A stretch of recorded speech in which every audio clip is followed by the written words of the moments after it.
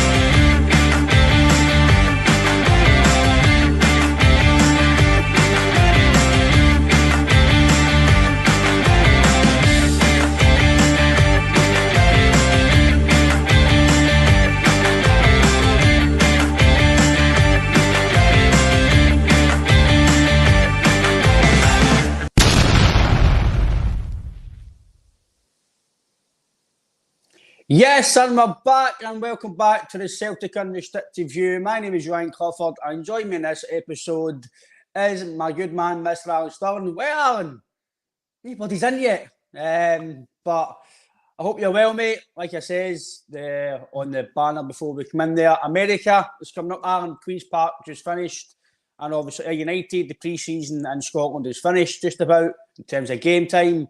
Now on to the American tour. What's your thoughts, Alan, in the last two games and now leading on to the American tour? And what's your thoughts on what we get a wee surprise signing when we go to the tour? Yeah, I'm very well. Hope you're well as yourself. Hope everyone that's watching is well. Fact of the matter is, well, I think there might have been a transfer embargo at Celtic that we've not been made aware of. Because it seems like day on day, week on week, we seem to be saying as long as we get one or two in before the end of the week, and it isn't seeming to materialise whatsoever at present. We're now three weeks away from league season starting, and I think it's clear with the kind of performance in Brendan's interview the other night that we do need people in. We need players in the door. It sounded like the other night that Brendan wasn't entirely happy with a lot of the performances, the way the team set up, the pressing with one of his interviews. And to be fair, myself and you spoke about conceding 4 goals against Queen's Park. Any Celtic defence, any Celtic team, that shouldn't really happen.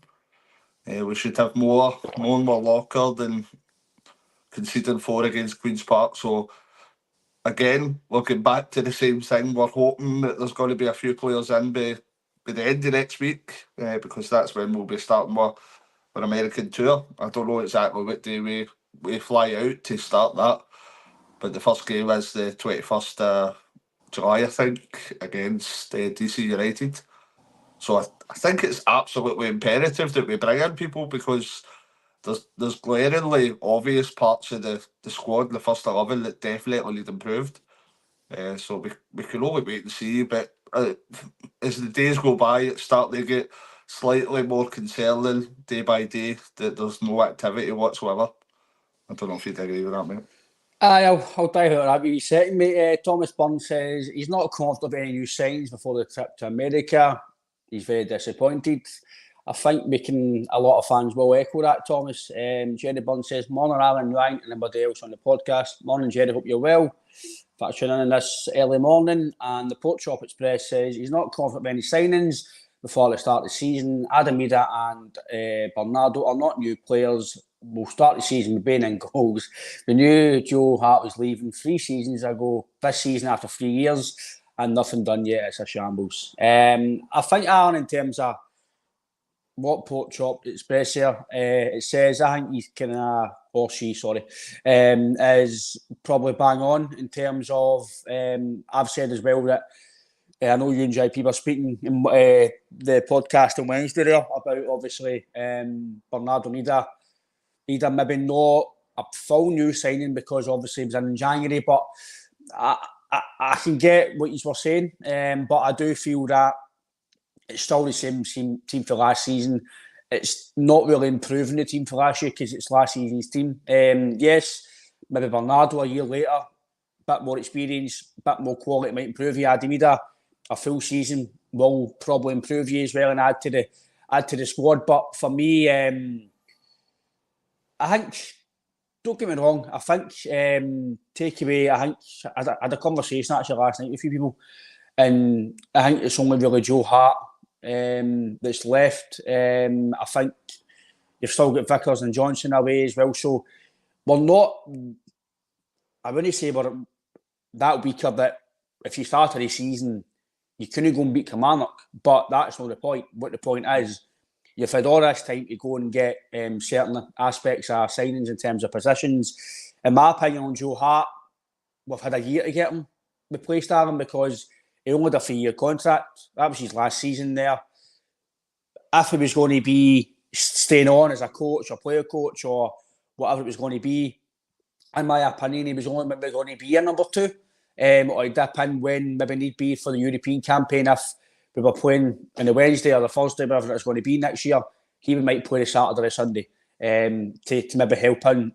For me, I think we need better than Joe Hart, longer term. Joe Hart was brilliant the 3 years he was here. He was brilliant last season, but for Celtic as a club to go forward, I think you would need better than a 36-year-old goalkeeper to longer term planning. And the fact that, for me, Alan, on a goalkeeper situation, again, I'm only reading between the lines. I don't know any information. I'm just reading between the lines and I'm making my own opinion of it. The fact that there's been certain links to goalkeepers, right, he's coming, no, he's in talks, no, there's stumbling blocks. The fact that there's no a goalkeeper, predominantly according to the media and whatever we see, what we can get information of, there's no a solid actual link to the guy that it's progressing. There might be behind the scenes, but us as fans, we're not seeing that progression in terms of there's nothing really. There's all sorts of targets or there's all sorts of links and paper talk. So the fact that it's all spread about, to me, seems like they've no got one guy that they've got, right, he's a man. That's what's concerning. We look at transfers. We know bringing players in can be difficult, and there's a lot of kind of things that need to be ironed out. Whether that be waiting for players to come back for the Euros, waiting for players to become available, etc. But the fact of the matter is that most teams in the higher leagues in Europe have already started their transfer business. So for us to use that as a reason or an excuse is just, it's a nonsense for me. We're the only team in the league, I think, that's not actually signed anybody yet. I think you're right in what you're saying, that we should have enough to win our first couple of games. But the matter of the fact is that we want these players in to kind of bed in so that we've got the best chance possible to go on that kind of run and to start off well in Europe. You look at last season, when we had our dip and when we went on kind of a poor run of form, there was kind of influential players that were injured. but that's where we need to improve this year and have a squad that's capable of coping with that. Coping with injuries happen, suspensions happen. So we need to have a strong enough squad that's going to be able to cope with that. I think the two of us have spoke depth about it, and we're looking at, you'd probably say, in your opinion, you're looking at 7 minimum players that you're looking to bring in.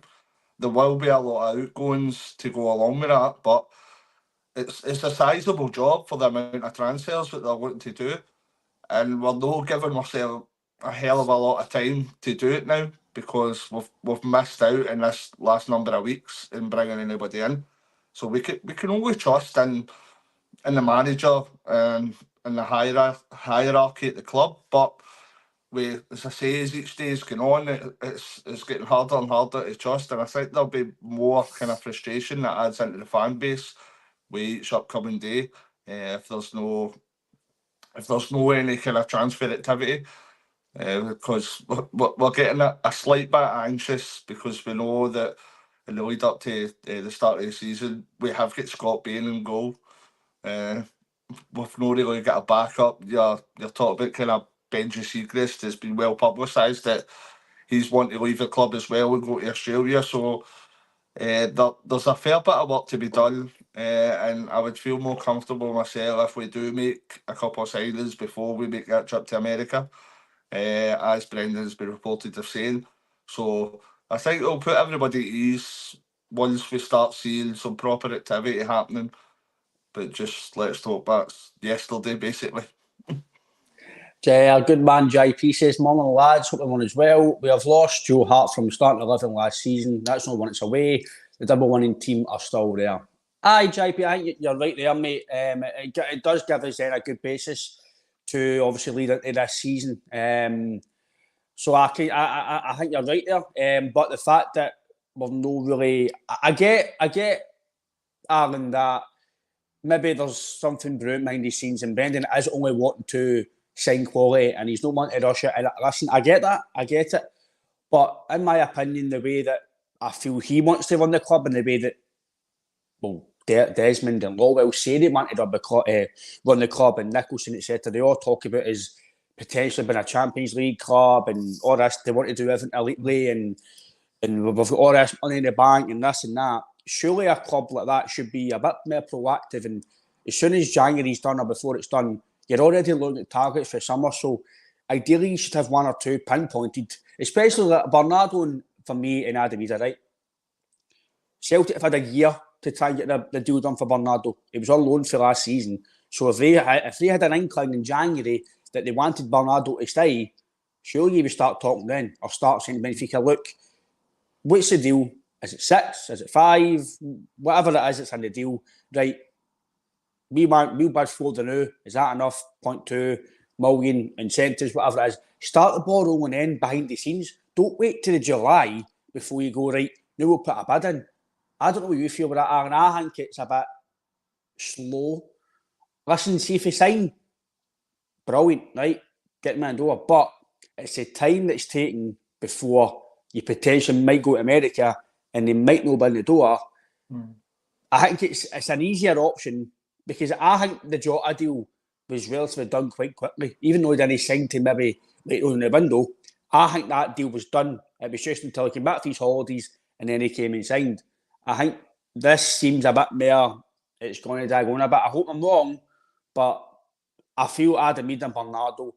I get the Adam Ida thing because maybe the manager at Norwich is saying, no, I'm seeing him first, then I'll decide. But the fact that Adam has apparently said that he wants to push and move forward, and surely it shouldn't take that long. If the guys want to come, bid the money that you feel. I'm not saying go and bid for more. Listen, what's your take on this, Alan? Right? I take the fact that you need to bid for players, maybe a wee bit less in the asking price to test the water, and then maybe go in, right? But for me, that's on new players that you don't really know what they want after yet. So just say it was Daniel Podence, right? They were wanting maybe £8 million apparently, right? Before you know that, right, let's just say 6, right? Mm-hmm. We'll come back to you, no, we want 8. Right, cool. We'll go and bid the 8, right? But by what we know, by all accounts, roughly Norwich were wanting at least 6 million to 7 million That was what roughly was in the papers and in the media and everything else that we get Adamida. So why would you then go and bid 4? I get it, right, that you need to start the ball rolling somehow, but you know £4 million plus incentives is never going to get accepted. That's what I think. If you know that the asking fee, why would you then go lower when you know you've got no chance of getting accepted? I get that's part of the process of transfers. Maybe on a new player, but knowing a guy that you already know roughly what's going to get to you, why start lowballing when you can just go get them for the 6 that they ask? Exactly. And I think there's a pertinent kind of bit of evidence for yesterday as well. There's rumours floating about that Atlanta made a bid for Matt O'Reilly, £15 million. Whether that's true or not, we'll know for the foreseeable. But there's a lot of Celtic fans out there that's criticising that Atalanta are kind of they're lowballing us. So we can't really criticise another side for lowballing us when we've done basically the exact same thing with Adamida. So there's negotiating and then there's cheeky. I think we're in a place we definitely need players. I know what JP's saying about the double winning side, but as it stands just now, I think it's probably JP that says the most that Bernardo and Dida were contributors into that double winning team. And as it stands at the minute, we're missing a main part of our team in Joe Hart and 2 players that contributed quite heavily towards that double, and Bernardo and Adamida, and that's that we've took a decline as we speak at the minute from last year in the strength of the squad. You're looking at as well, as I said earlier, when we get injuries, we need proper players that are going to come in and be able to fill those boots. Whether that be it was Rio Hitati and Callum McGregor last year, Cameron Carter-Vickers. So these are massive players that we rely heavily on. But if we can strengthen the squad, then it takes a wee bit of the burden off of that. We're no far away for the start of the season, and that's what's getting the worrying part, I think, for a lot of Celtic fans. We'd rather have I still get full confidence that we will do our business and Celtic will have a successful transfer window, but I think it might be way down the line. And in an ideal world, you're looking for these players to be in relatively early, no proper early doors, but if they had a few in just now, they could start getting used to their teammates, they could start settling in, start getting used to the culture of the club, etc. So it's always got to be massively important for us to get players in the door with a decent amount of time before we start playing competitive football, because that gives us the best chance of any kind of success, whether that be domestically or European. So I've still got full confidence that we will make the right signings because Brendan Rodgers is at the helm. But it's, as you say, it's the timescale that is happening at present, which can be concerning, because I don't see many feasible reasons why it's taking so long. With so many big clubs like ourselves are doing business around the globe and around Europe. So I think it's just coming back to the same old thing. We need to kind of trust in the club and trust in Brendan. But personally, I think we're all thinking, right, boys, enough's enough. Let's get the figure out and let's get things started here. And hopefully we see that in the upcoming days, or preferably the upcoming hours. But I can't see that happening. Because obviously, you talk about Atlanta right now. I don't know if Atlanta know the asking price of Matt O'Reilly, right? I don't know that, right? And if they did, then it's quite cheeky for Atlanta doing that, right? But Atlanta have bid whatever it is, apparently 15, whatever it is. And Celtic said, no, we want 25 or whatever it is, right? I think if Atlanta really want Matt O'Reilly, in the next few days, they'll come in and bid £25 million. If they want him, because apparently, according to these big journalists like Romano and guys like that, they're saying that Matt O'Reilly is one of their top targets. So if Atlanta want Matt O'Reilly, Atlanta will bid what Celtic roughly might want to ask to accept, because if they want the player, they'll go and get him. But the reason why I'm a wee bit fine with the Adamida thing is, right, doesn't matter if I want the guy or no, or if you don't want him or you do want him. if the club want a player, they roughly know, they've had them already. Atlanta have not had Matt O'Reilly on a season on loan or a 6-month on loan. So they can, unless they've just asked Celtic about the asking price now, then, right, fair enough. But the fact that we roughly know what Adam Wheeler's going to cost, they know £4 million is never going to get accepted. Never. It's never. So I get the fact that it starts. I know how it all works. You put a bid in and you start and you talk. I get all that, right? But Norwich were never going to entertain that. And I totally get that beforehand, I think before they came to Celtic, they were talking, was it 3 million or something like that for Adam Wheeler? But see, when you come in and do what he done, doesn't matter if you like him as a player, no. His goal scoring was very, very decent. He contributed to help me win the league and the double. So his value is going to go up when he's going back to Norwich. He's gone there with a swing in his step, confidence. So Norwich are going to demand a bit more because was it nine goals in 19 games, roughly like that? So he's obviously going to get a bit of attention, and he's playing well during the summer there. So his value is going to go up, especially as much as if it's Ireland or no. The more caps he gets for Ireland, the more game time he gets with Norwich, whatever, his value is going to go up because he's a young player and it's going to go up. So I just feel that I think they will get in the door. I think Adam and Bernardo will get signed, but will it be before America? I don't know. But like you mentioned there, at the start of the pod as well, on the Queen's Park thing, I know that it's only a friendly. I get it. Listen, results don't matter. But conceding 4 goals, it's no great.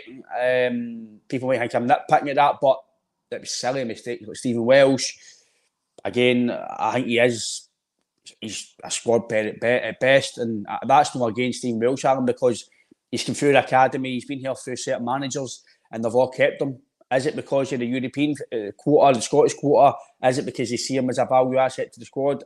That's not up to me, that's up to them to decide that, but I think we can clearly see it. I know it's only Queen's Park, but I know they've had a few games in the season, pre-season already, and they're leaning obviously towards this cup competition they've got early season. But surely the standard of Celtic, the fitness levels, and that should be already kind of in place.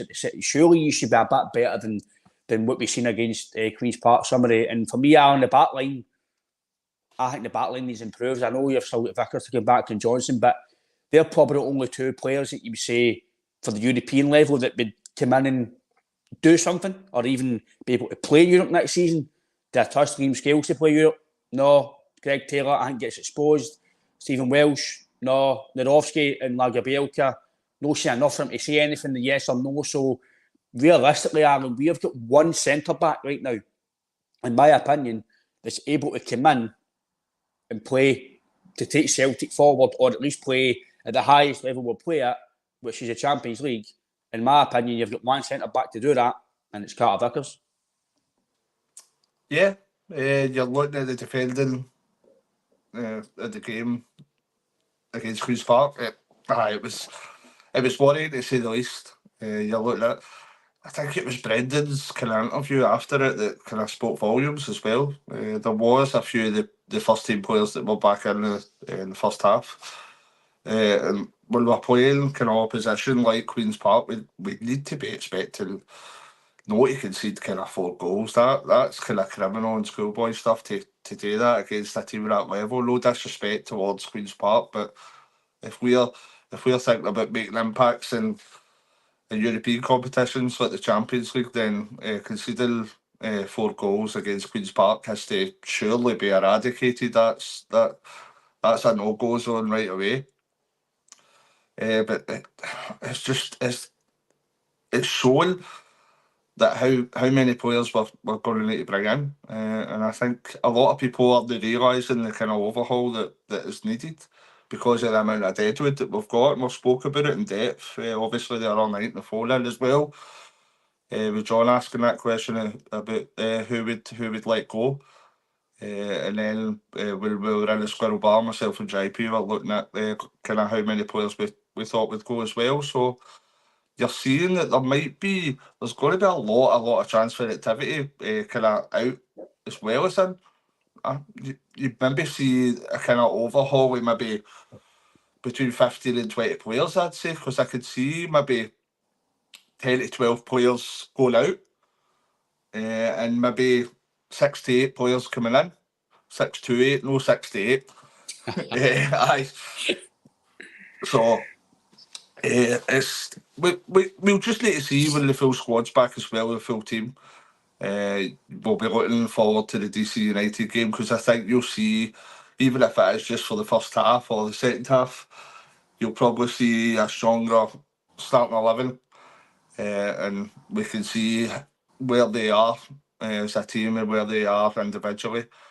And as we keep continuing to say, we hope we'll have a couple of additions that can strengthen the first 11 in the squad by the time that first game takes place. But it's just a kind of waiting game, and looking forward to the game against DC United, and then it's Man City and then Chelsea in it. So was it right away about? I can't remember. I just know we're Well, playing the two. we're playing the two of them anyway, so but it's really good opposition that we're up against. So it's a great challenge for whoever takes to the pitch and plays for those 90 minutes. It's going to be a great challenge to come up against teams of that stature. We're fully aware that these teams will probably not have their strongest 11 out, because most of their players are probably well into the latter stages, the Euros and the Copa America, etc. So, but it'll be interesting to see how we judge ourselves against a kind of a high level side like Chelsea and Man City that spend money for fun and bring in some of the top players on the planet because of the league that they're in. So we'll be able to get a good judge of where the squad in the first 11 is against kind of teams of that standard.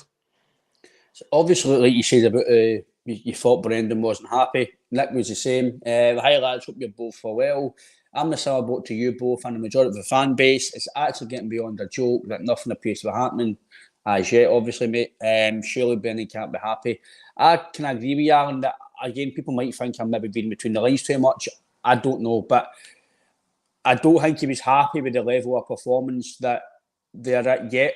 I know it's only 2 games in, and it might only be 2 weeks attending at pre-season, but he didn't seem happy with the level of the performance or what he was trying to do, the pressing and stuff. He's obviously wanted to get this ironed in right away, and no deal like last season, and it staggered, and then the end of the season we finally got ticking when we get players back, and obviously players maybe get used to the system and used to each other, whatever maybe that situation was. But obviously he's wanting this in right now to go, right, start this anew into the American next level, and then into the season. So for me, Alan, I don't think he seemed, again, maybe I'm being between the lines too much. I really don't know. But he was obviously not happy with the first half at Queen's Park. But it was good to see some young players get some more game time, like Boston Lawar and young boy Tully as well. So obviously that beneficial for him if they go to the American tour as well. So, but what was your take on obviously that interview with Brendan? And I do feel that the club are, again, I like the club being quiet in certain aspects because nobody else in Scotland or the media really knows stuff, and I like stuff like that. I like players being quiet and nothing really getting out, but I do feel like us as fans, Alan, that people might think I'm being nitpicking here about the club, right? But you've got Liverpool and Man United and Wolves and Crystal Palace, all 8 teams down south during pre-season, which videos I like watching, because I like to see them doing the testing and stuff like that, and the fitness drills and some of the conversations. They're putting 15-minute videos, 12-minute videos, 20-minute videos of players doing medicals, and we get a minute and 30. We get a minute and 30 seconds of wee clips from kicking the ball about, laughing and joking. We've had a 5-minute video of wee bits and bobs. I don't feel there's enough media coverage, in my opinion, Alan, to help the fans see. I'm not saying you need to see everything behind the scenes, but just give the fans a wee snippet of what goes on at pre-season, because we don't get any transfer rumours or nothing. So at least he's a wee snippet of what's going on behind the scenes. Am I nitpicking that, or do you think I'm right for saying that? I think you're spot on. I think the most bit of information we've got is that video that was floating about the other day, somebody shouting out their flat window at Michael Nicholson asking about a goalkeeper. Have you seen that? And asking him up for a pint.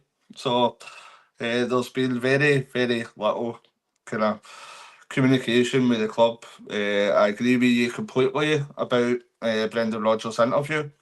He's no necessarily really usually like that. He's usually quite kind of steady and even-minded. He wasn't taking any prisoners there.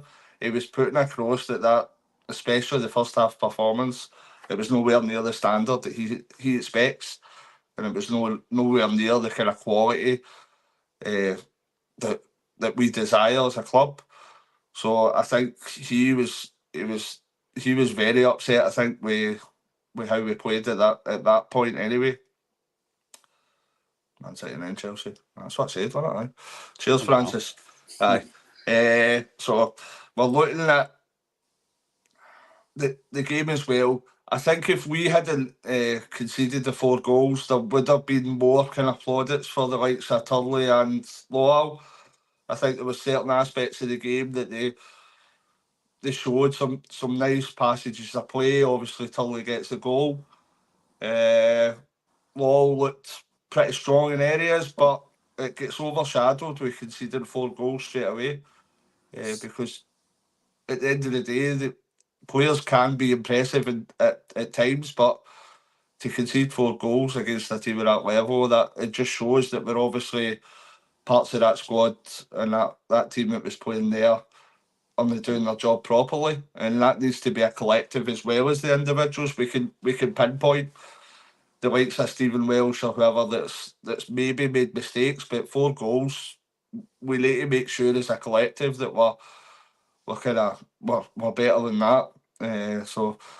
But we can only kind of take the positives out of that. There was, as you say, about Law and Turley, there was kind of aspects of the play that was pleasing to the eye. You look at kind of Kyogo with a hat-trick as well, so popping in with a goal as well. I don't know how long he'll be a Celtic player. I doubt that'll be much longer, but we need to try and be positive going into these upcoming fixtures. But at the end of the day, it's hard to be positive when you're conceding 4 goals against Queen's Park, and I think that was shown massively with how kind of frustrated Brendan was in that interview, and I think that was clear for everyone to see.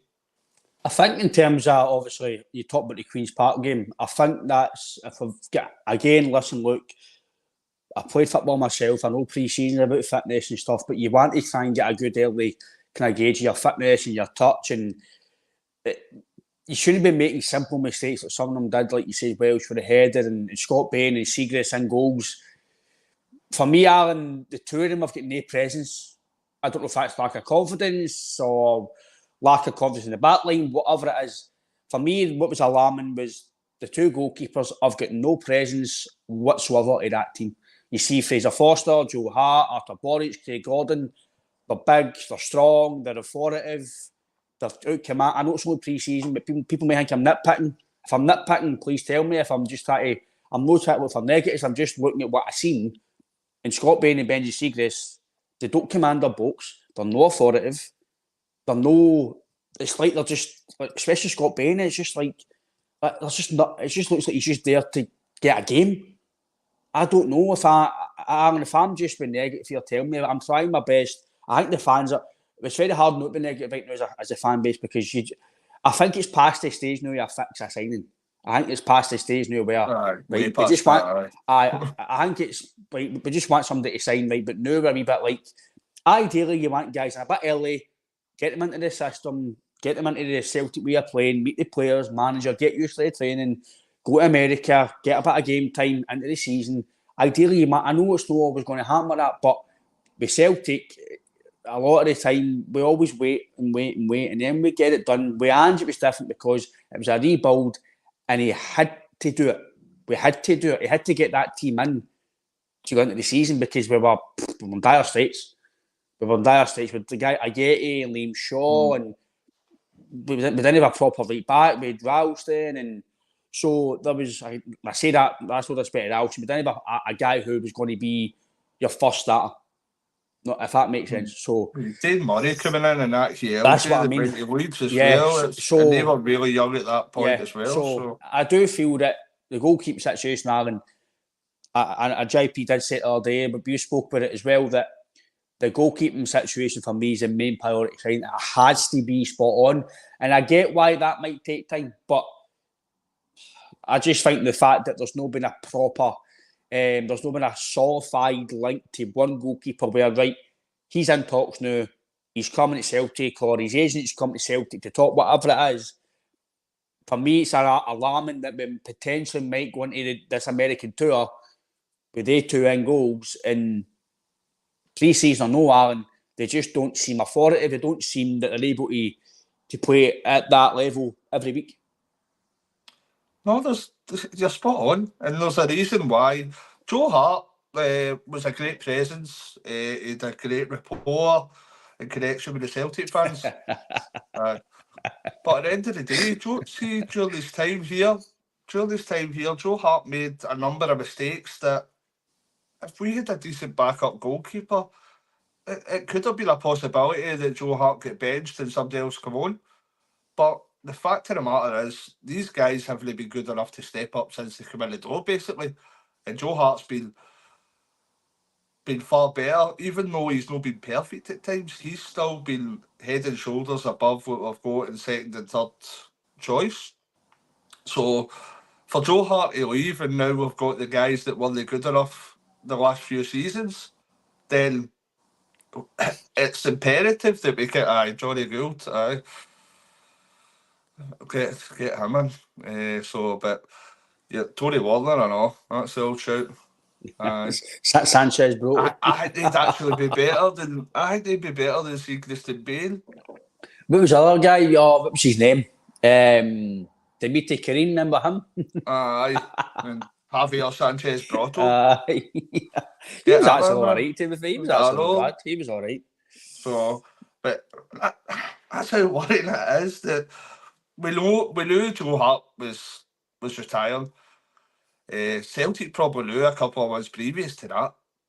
So, for me, reading between the lines, when it looks like the rumours, I would probably say the best chance, I think the player, the goalkeeper we're going to bring in, it looks like that boy Jensen. I could be way off the mark because we're not getting a great deal of information, but what we have had, it seems to be his name's kind of reoccurred a few times. And I'd be the evidence that we've got a hand about that boy, I'd be relatively pleased if we managed to get that one. But we need to start making some decisions soon. There needs to be things come in for improvement, because as John says earlier, and I said earlier, we're the only team in the league that's not actually signed anybody. And we can say that we're looking for a higher calibre of player, but at the same time, you're looking at the clubs around the top leagues in Europe as well. They're all doing some business, whether that be incomings and outgoings. There is a lot of transfer activity happening just now, but it just seems that we avoid any transfer activity whatsoever. So I've still got full confidence. I'm still positive that we will get the players in we need. I've got full confidence behind Brendan. But it's the time scale, it's the timing. I think every fan and player knows that you'd rather have these guys in and settled, because there is a settling in period, especially with different players for different countries, different cultures. So there does take a wee bit of time to bed in. So we should be getting them in as early as possible to give them the optimum opportunity to bed in for the start of the season. So it's only making better for ourselves if we can bring them in as early as possible and give them every opportunity to settle in. But it's just a kind of waiting game, as we keep saying here. It's probably the most spoke about thing within Celtic fans at present. It's probably the only thing we're speaking about. People are forgetting there was a couple of games in the last week or so. It's more about what's actually happening within the transfer activity. And I think that's showing wherever you look at social media. It's all your posts like "do something Celtic" with the wee kind of emojis and that, and the wee gifs. So we can only be patient and wait, but I'm still positive we'll get the right business done. But I'd like for them to step on the gas a wee bit and get it done a wee bit quicker. Because I think it was what John says during the chat on the chat there that there probably will be more guys going out as well. So the squad will be getting trimmed. So you will need to add to it anyway. But in terms of like signings, like you mentioned, 6 or 7, right? So for me, you can come back to me on this, Alan. For me, you look for 2 goalkeepers, a strong number 1, and then a strong number 2 at least to compete and be able to come in, because we're going to have a big season next season. You're going to have at least 8 European games. You're going to have your cup competitions and your league games. So, was it 38 league games you play? Is that right? Right. Roughly. No, it's 38. It's 33 before the split, then 5 after the split. So then you might just say you get to a Scottish Cup final, you get to a League Cup final. So that's a lot more games. You could potentially play in maybe 55 games next year or whatever. So you need a strong squad, and that's still maybe including guys playing international football as well during the season. So you do need a bit of strength and depth as well. So for me, you look for 2 goalkeepers. I'd imagine Scott Bain might be the third choice. I'd imagine so, right? I think Scott Bain will stay and Segus will go. So Scott Bain might be your third choice, or he might promote the boy Olemi to the third choice, but the young boy, or the boy Josh Clark as well, I don't know. So then you've got that. For me, you need a left back to play in Europe, and then potentially to help Greg Taylor, maybe push Greg Taylor on, I don't know. For me, I think Greg Taylor's hurt his ceiling, and I think he's a steady Eddie, reliable person to play in Scotland. Potentially might help you come in off the bench in Europe, potentially help you, but I think you get exposed in Europe, and I think potentially we've had 2 European campaigns now. We've maybe improved by a win, but still for his bottom. I'd like a better left back to come in and help. So a left back and Greg Taylor, I think that's fine. So you're actually free right away. 2 centre backs, want to play with Vickers and want to come in and help, because I feel Welsh not good enough. I think Lagerbielke will go. Skills is okay. He's able squad player, but we've got 1 centre back right now to play. At least 1 winger, because you've got an aging James Forrest who is still good enough to come in and help you, but is he going to be a starter every single week to make us better? Maybe not at this stage of his career. Maeda's, I think he's fine. He'll probably start a lot of the games because of what he does. Palma, I think it's a big season for him. He's got to improve. Kuhn, again, hopefully, I think Kuhn might come good. But Mickey Johnson, no cut the mustard. I think this will be his last pre-season. Doesn't cut it, he'll be away. Who else? Yang, no for me. I think get rid. So you've got other guys there, another striker. So what's that? At least 6 to 7 players at least. Mm-hmm. And that's just to come in and play. That's not just to sit on the bench as well. So are we maybe thinking that maybe there's no a bit of sort of needed? Maybe I'm not saying it needs a rebuild, but I do feel there needs to be a bit of added quality to come in and play right away. I know every player's going to be signed and told, listen, you're playing, but the quality has to come in. I know there's all sorts of money Alan gets spent down south, and £40 million for the guy for Leeds, and you've got guys going to Saudi for 40 odd million. Listen, I get it, right? But we can only talk about what we can do. And I just feel, I'm like you, I'm with Brendan, and I do feel maybe he's trying to get the quality in, but I think it's a time scale. Like, when do we start getting these guys embedded and start getting them in? And I do feel, Alan, you're talking at least 6 players to come into the first team, or the first team squad, i.e. another goalkeeper on top of the number 1, a left back to help Greg Taylor, a defender for Carter Vickers to play next to him. Narovsky, and I'm fine with Narovsky playing in the squad, Scales in the squad. I would loan out Welsh. I don't think he's good enough to play. Lagerbielke will go. Will Dane Murray come in? So I think we can sit all day here and say positions and players, but I do feel at least 6 to come in and help the squad. Definitely. Couldn't agree more. Maybe say 1 or 2 more as well. I think it's clear that we need 2 goalkeepers. You look at Scott Bain, it's probably the only one that's going to be staying. Joe Hart's left. Benji Siegrist has made his feelings perfectly clear with an interview done in Australia, I think. It says he doesn't want to be a part of Celtic and he wants to move on and not come back. So it's definitely going to be 2 goalkeepers. We've only got 1 left back because Bernabei's away on loan. So we definitely need a left back. There's no doubt about that. You've seen how light we were when Greg Taylor got a week or two injury, didn't he, just after the transfer window this year? Mm-hmm. Aye, so you're probably, as you say, you're looking at Kobayashi's going to leave. You're looking at Larry Belka, the possibility, and Narovsky leaving. We definitely need two centre halves in. You've seen that's what I'm saying with how we need a lot better squad. You've seen the bother we were in last year when Carter Vickers was injured as well. Carter Vickers has had a few kind of niggling injuries, so we've no guarantee with any player, but especially with Carter Vickers, that he's going to go through a full season without picking up one of these injuries again. So we definitely need another two centre halves. So right away, that's 5. You're looking at a high probability that Matt O'Reilly's going to move on for a substantial fee. You're looking at minimum of another centre mid, and that's over and above Paulo Bernardo if Matt O'Reilly leaves. Because we're down a centre mid already because Paulo Bernardo's not signed at the minute. The wingers, you're spot on. It's massive seasons for Palma and Kuhn. They've shown kind of flashes that they've got the ability, but there's been nowhere near the kind of consistency level, and that's what led to James Forrest coming back into the team at the Wilderness. James Forrest wasn't even getting any kind of substitute appearances, and he comes straight basically back into the team because he's got more consistency levels than the likes of Palma and Kuhn. So it's going to be a massive season for they two. They need to step up. As I say about Yang, for me, I can't see Mikey Johnston staying at Celtic, so it'll be definitely a minimum with another winger. And then up front, we've basically got Kyogo.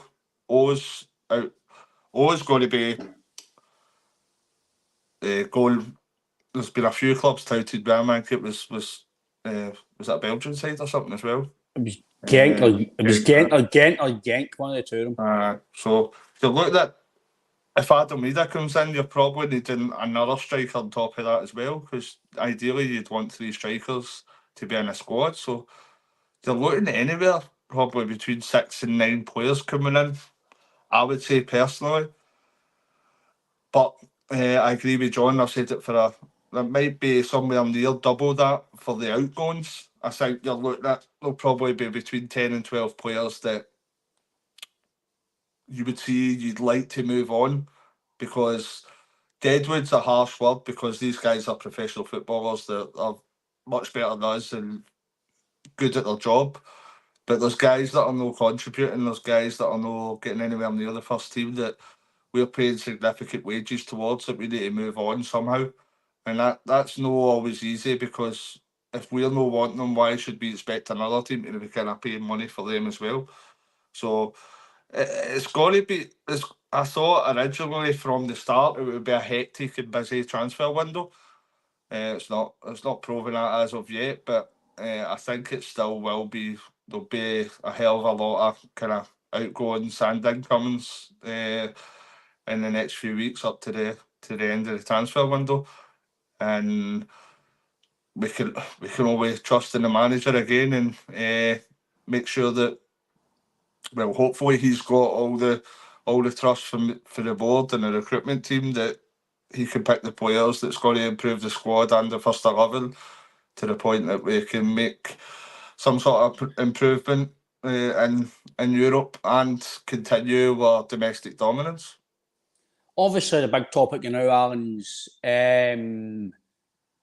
the youth situation, like with Vata and Kelly and the academy players, and obviously, according to Brendan Rodgers, he was offered a good value deal that obviously the club fought for Rocco Vata to be the third choice striker. At Celtic, Rocco wasn't happy with that, whether it be the conditions of the contract, the wage, whatever. I don't know. I'm just going by what's been said in the media and what's been said by the manager. And he's went to Watford to challenge himself in a very, very competitive league in the Championship. He's obviously promised a pathway at Watford, or he feels he's able to go and step up to that level and maybe play at Watford. Who knows? But fair play to the boy. He's got a bit of box about him. Listen, I'm not going to sit here and maybe not feel valued. I'm going to go and challenge elsewhere. And for me, fair play to the boy. It might turn out to the worst thing he's ever done, but but it could turn out to the best things I've ever done, because Watford are still a pretty big club in England. I know Man City or Chelsea, but they're still a decent club in England, and he's going to challenge himself. But I feel, Alan, that sometimes, maybe myself, right, I do feel that the step up to the first team is massive, right, and the boys will need to be very, very good to play in the team. But they're only going to get a chance to progress and maybe get to that level, in my opinion, if they get back to a reserve league, or they make up a 12-team league or 14-team league, whatever it is, where just say 12 teams, all the guys in the Premiership teams, right, where the youth play each other, and the first team players who are injured, or who guys that are only playing, just say Celtic, like your Lagerbielkes, maybe your Yangs, your Rose, guys like that, they're able to go and play in their games to get game time and to give the young boys experience, like they used to always do. Like, talk about Cy Ferry, right? Cy Ferry always talks about when Lambert played in the reserve games. When we've had Michael Gardino and Lewis Tosney, they all played with their boys in some of their games, gone years gone past, and they says it was the best thing ever done because it gave them experience, or the batting on the changing room, everything. It all comes to playing with the first team players and playing competitive action, and they got a trophy in it to win the league. They play in the Lone League, by the way. I know guys that play in that level. I've spoken to managers at that level. I know that's still a very good level at that level. It's a level I didn't get to, right? I know how hard they guys work outside of their part-time jobs, and listen, it's still a good league. But if the Celtic hierarchy, or the Celtic, what they're trying to do for the B team, if they want their boys to progress, they're never going to progress playing in the Lone League, because one, they can't get a trophy if they win it. They're not playing against the standard opposition that they're going to try and get to play at. They're playing against teams that they're never going to play against unless they go on loan to that division. Mm-hmm. So how are they getting a basis, Aaron, in my opinion? How are they getting a basis to play at that level when they're going through Lone League and then going, right, you're on the bench against Hibs next week, go and play against, I know he's not playing anymore, he's a manager, but go and play against David Gray, go and play against Lewis Stevenson, who are established first-team players. You might be quicker than him, but he's more in there than you. He's more experienced. So where did he get? I would rather I went and get a loan deal for a year, come back in the first team like Bosan Lawal has done. But how are they going to get a good basis, be playing in the Lone League, to then go and play against the first team? I think bringing some sort of reserve league back, or bring sort of league where it's just the 12 teams in the division. It's all the youth players playing against each other in a league table. The winner gets a trophy, or the winner, a trophy, the winner gets to win the league. For me, I think that's something that could be, it gets experience for the first team. Yeah, no, definitely. We've spoke before about how this that league is the fit for purpose, basically. And you're looking at the strength that came through the reserve league as well. It made the young players kind of grow up. It made them show that they were capable at that level and give them that kind of experience. 2 seconds, right? I've got a parcel, right? 2 seconds. Mate, it's all right. Well, I was away, sorry, that's why we're live. But I don't know what anybody else in the comments thinks in terms of, would the reserve league be something, or some sort of league that could help the youth guys to get to a basis where they're able to go into the first team of a standard? Because you can train with these guys every day, but if you're not playing at that level, for me, you're not getting the basis of going into playing with the first team. Because it's all right training with guys, like you can train with good players, they will help you, but if you're not playing at that level every week, I don't think you're getting experience to then go in and show your stuff at that level. Because these boys don't need a chance. It's up to the manager to decide when they get the chance, if they're good enough to get the chance. But if guys like Vatter and Kelly are getting offered 3-4 times the money elsewhere, they're getting offered a pathway. That's all right. I've just seen it out in the chat there that guys like your Vatter and Kelly, if they're getting offered more money, they're getting offered a more pathway, you can't argue that they're not allowed to go and prove themselves, because if they feel that they're just going to be sitting, put it this way, see you as a player, I'm a massive Celtic fan, right? Yeah. And I want to play with Celtic, right? But if I'm getting offered $3,000 a week, right, to sit at Celtic. First team. But I'm a first team player, right? But there's guys at home and Yang and O and all the guys who are not playing, but they're getting maybe $8,000 a week. Why would I sit in the stands? I might be training with these guys every week. But bear in mind, some of the boys can't play in the B team anymore because of their age or they're in the first team, right? I love these youth guys to get in and play. But if they're not getting the pathway, if they're sitting in the stands every week, where they could go on loan to a championship team or they could go away to a championship down south or they could go to Bayer Leverkusen or go wherever they can, why would you sit in the stands, get $3,000 a week when you can go elsewhere and go, do you know what, listen, we'll give you $8,000 a week, we might even give your mum and dad a house, there's loads of things that they boys will offer. Why would you? It's an absolute no-brainer for the young boys. And we used to have the kind of facilities and the size of the club and that, etc. But when you look at teams like Watford as well, they've all got the kind of the state-of-the-art facilities. I couldn't tell you exactly Watford, but you look at the league of the Championship, they've either get the same quality of training facilities and infrastructure that Celtic have, or sometimes better. So it's hard to kind of disagree with these guys that are maybe leaving. You look at a couple of years ago when we had Liam Morrison and was it Barry Hepburn?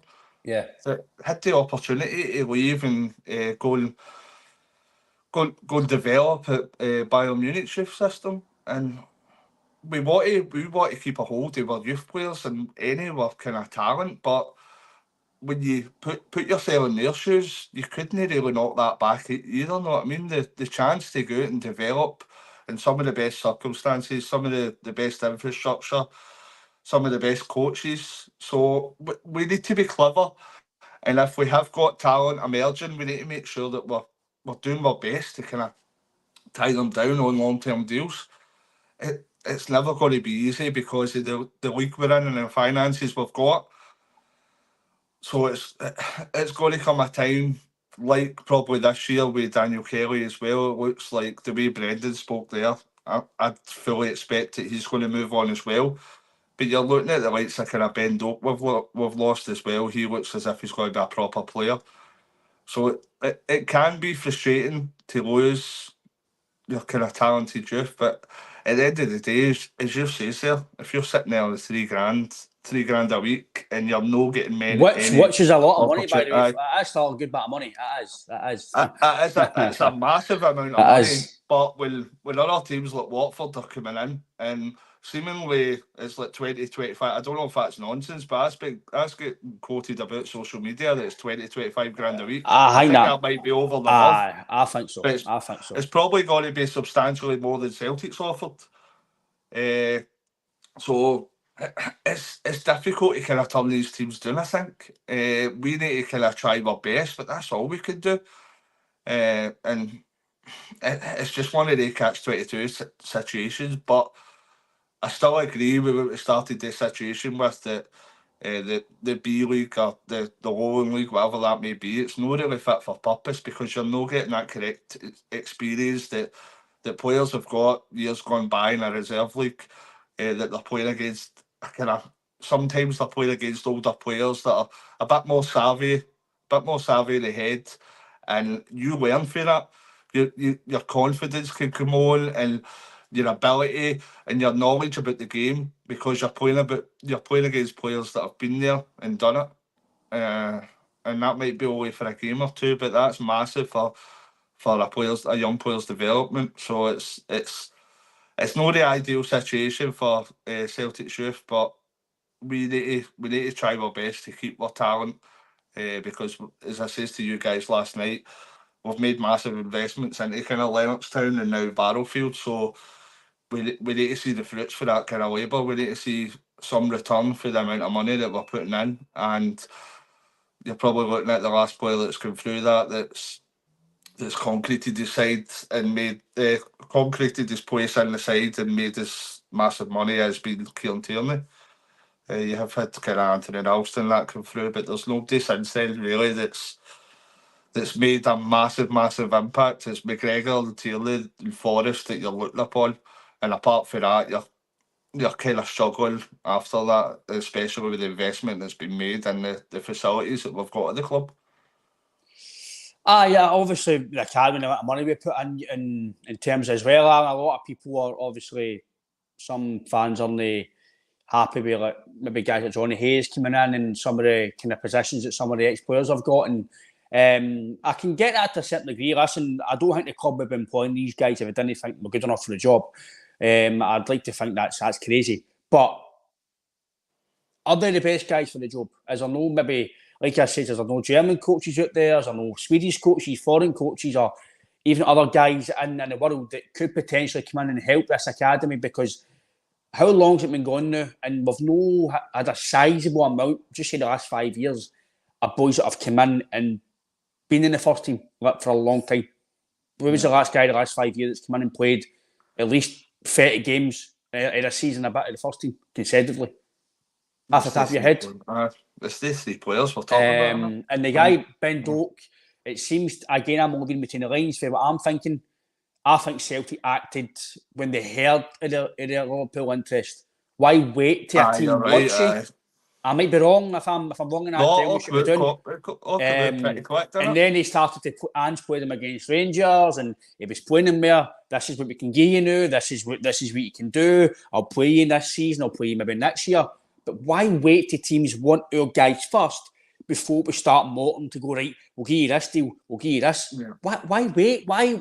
This is what I'm saying about trying a bit more proactive. If you rate the youth boy, tie him down, give him a bit more money. If he fails, right, sell him or loan him out or whatever. But he could then get you more money if he is a baller, if he is a Kieran Tierney, if he is an Eddie McGeady, if he is guys like that. I know McGeady was years ago, right, but I'm just trying to put aspects of, if you rate the boy, tie him down, give him a chance. If he fails, right, we'll go, right, we can't keep playing at the club. They've given him a deal, they've given him a chance, he's not worked out, right, fair enough, on to the next one. But do we give the young boys a chance? I'm a big advocate, Alan, right? I still feel that the B team to the first team, it is a massive gap, right? But to cut that gap, you need to give them a basis where they're not playing in the Lowland League, they're not playing in the bottom of League 2 or they're playing in League 1. Because in my opinion, I'm a big advocate of like Chelsea, right? I feel like Chelsea will send a loan player out, like they did with Conor Gallagher, put him to Crystal Palace in the same league. Then next year, he's a captain at Chelsea. Well, no, he's good enough to be captain or no, he's went for going out on loan, no kicking the ball with Chelsea, playing with Crystal Palace, shining light, and then he goes, boom. Similar with Celtic, Chris Ferreira, the same league. Ryan Christie, the same league. I feel if you go on loan to the bottom end of the Championship in Scotland or you go to League 1, I think it was, I can't remember the guy's name, I bet it's on Fleming. What was his name? It was a midfielder. No, it was, I can't remember his name. Otto. What's his first name? Is it Ewan Otto? Is that his name? So I think if they boys, if you go into the League 1, are you really going to be in contention for the first team? I don't think so. But if you go on loan to like, I don't know, just like Aberdeen, Kilmarnock, maybe in the same league, maybe they've got a plan for you. That's just my thoughts. I know, you're spot on. I think probably the loan system is our best way to advance for young players. I think that's probably shown in the last number of years. It's the most productive we've had. It's not even... It's maybe players were brought in at a young age and then they've been out loan and come back a higher calibre of player. The experience has worked for them. So you're looking at that. That's what I'm saying. I thought that Odin Thiago home, he's looked half decent the last couple of games. I know that's against kind of lower levels of opposition. But I think it'd be ideal for maybe to get him, whether it be a 6 month to a year long loan out at a Hibs or something, to get him adjusted to the game there. I think that with players like that, there's obviously potential and ability there, but it's just needing that wee nudge in the right direction maybe. So it's always been a decent way for us to do our business, to loan players out, and we usually get them back, and sometimes they kick on for like the players I've named there with Ryan Christie and Ayer. There's been a few, you would go back to kind of Callum McGregor. I know that's a well publicised one at kind of Notts County, but you know, it's the only way forward, because, as we've spoken about a number of times, you're looking at that, the lower league, and it's not quite living up to its potential with regards to progressing our young players to the levels that we need for them to step up to first team football. No, I think you're right, mate. Again, it's still a good standard for the level, but for the standard that I think the boys at Celtic I want to obviously get to. Listen, it's good playing football for 90 minutes. Listen, that could be... Listen, that's amazing, but are they really learning things at that level to take them forward? I don't think so. But again, Alan, that's all about opinions, and we're not always right, not always wrong, but I do feel that needs... I don't think it needs restructured, but it definitely does need looked at, mate. But obviously, we're back in on Monday for the phone-in. Hope you can all join us. We will be taking some fans' calls as well. So if you do want to join us on Monday and you do want your opinions, if it's Matt O'Reilly, if it's Rocco Vata, if it's a youth system, if it's signings, let us know in the comments on Monday, and we'll see if you're up for putting your point across. But yeah, Aaron, good to see you again, mate. Thanks everybody who's tuned into the chat. I know it's early morning, so thanks for your time and thanks for your comments. Sorry I couldn't get through them all, but I appreciate your comments. And we'll see you very, very soon. We'll see you on Monday. Take care over the weekend. If you go to Transmit, enjoy the Euros. Enjoy your weekend. But until then, hail from me, and I'll see you later on.